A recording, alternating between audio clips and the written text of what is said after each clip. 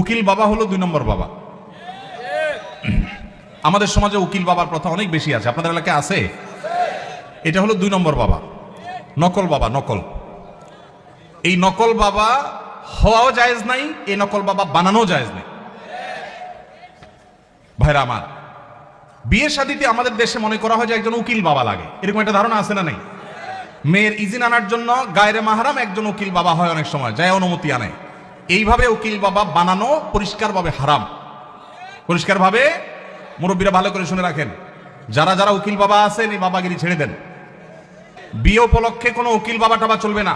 নিজের বাবা বেঁচে থাকলে সেই বাবা তিনি নিজে নিজের সন্তানের বিয়ে দিবেন, ব্যাস। মেয়ের অনুমতি বাবা আনতে যাবেন। জাজ্জল্যমান বাবা উপস্থিত, আগাগোড়া 5 হাতি বাবা আছে, এরপরও দেখা যায় আরেকজন উকিল বাবা সেজে সেখানে নাটক করতে যায় অনুমতি আনার জন্য। এই নাটক করা জায়েজ নাই, পরিষ্কারভাবে হারাম।